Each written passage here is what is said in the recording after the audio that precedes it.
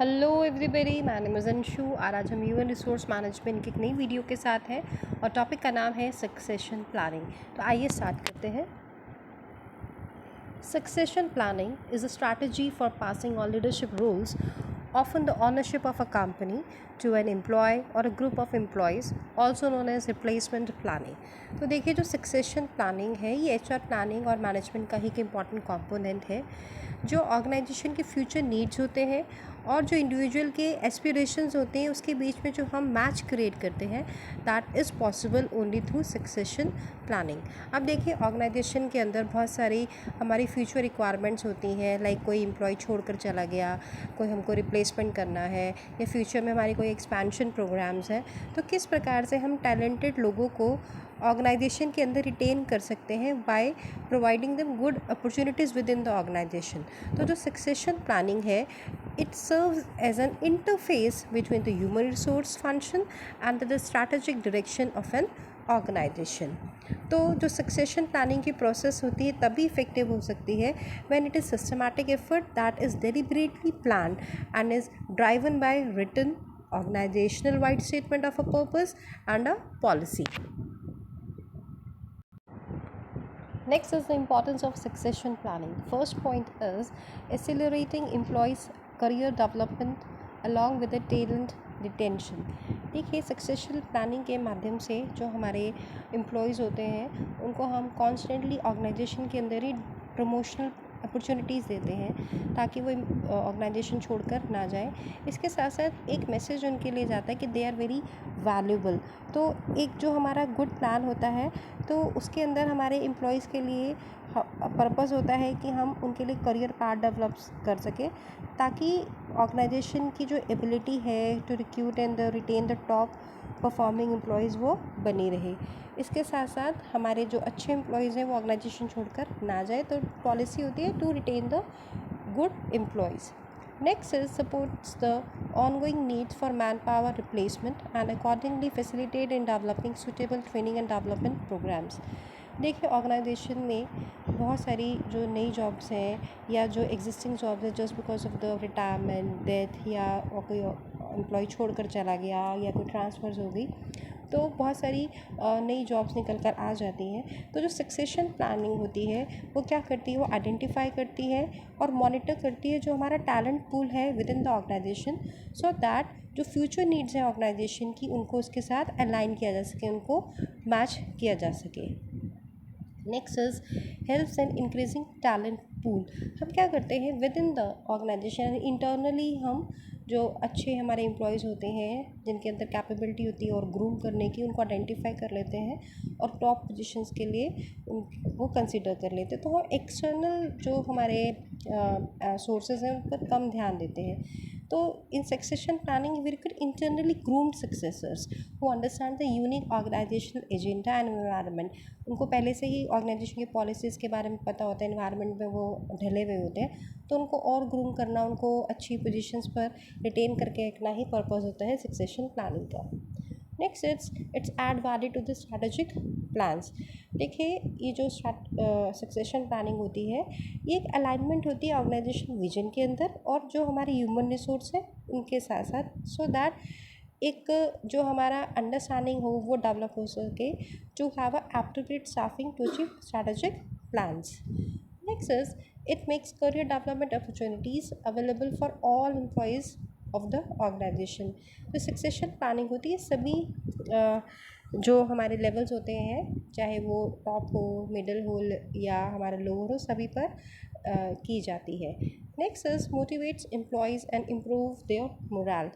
देखिए, अगर हम अपने एग्जिस्टिंग एम्प्लॉयज़ को ही ऑर्गेनाइजेशन में ग्रो करने के ज़्यादा उनको अपॉर्चुनिटीज़ देंगे, वो अपनी ऑर्गेनाइजेशन के विद इन ही करियर पाथ उनको मिल रहा है, तो they are not going to leave the organisation और वो क्या करेंगे, लॉन्ग टर्म गोल्स हैं जो ऑर्गेनाइजेशन को उनको अचीव करने के लिए अपना 100% देंगे।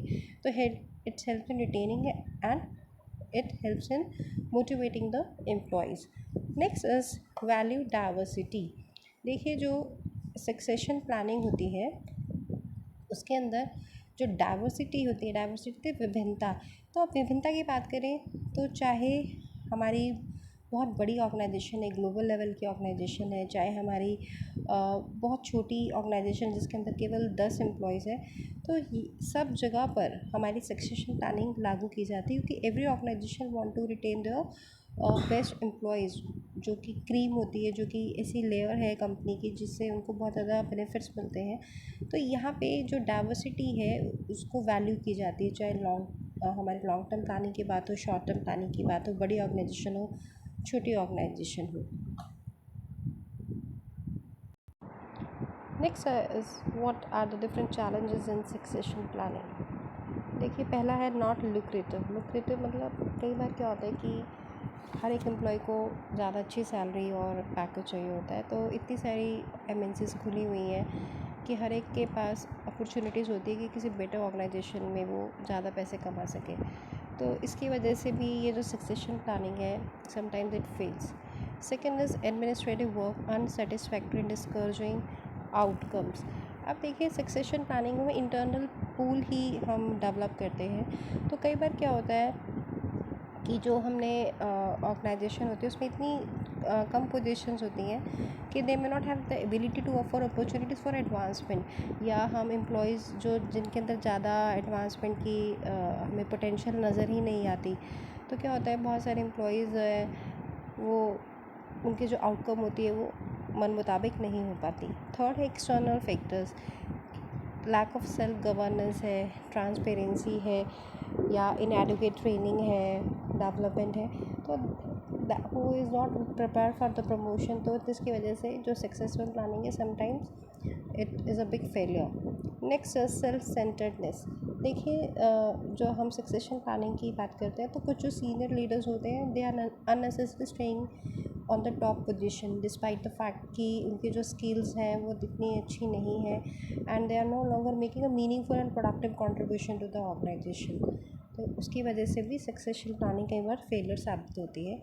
Next is ambivalence. एम्बिवेलेंस का मतलब होता है कन्फ्यूजन। देखिए, कन्फ्यूजन किस किस के रिगार्डिंग है। पहली बात तो हम कई बार होता है कि हमारी पुअर कम्युनिकेशन होती है, इसके रिगार्डिंग कन्फ्यूजन है कि what the succession plan really means, पता ही नहीं होता एम्प्लॉयज़ को। दूसरा हो सकता है कि हमने कौन कौन से एम्प्लॉयज़ को हमने अपनी नज़र में रखा हुआ है that could be promoted to a better job, तो इसकी वजह से भी कन्फ्यूजन हो जाता है।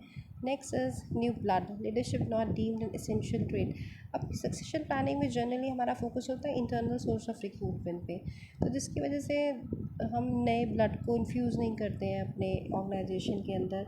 अब नया यंग जनरेशन को मौका नहीं मिलता है। There is less diversity in the demographics, means less diversity of thoughts, perspectives, knowledge, skills, which in long run impact the company's effectiveness in a negative way। तो ये कुछ challenges हैं हमारे succession planning को लेकर।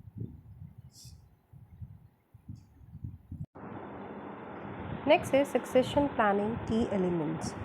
पहला है असेसमेंट ऑफ की पोजीशन।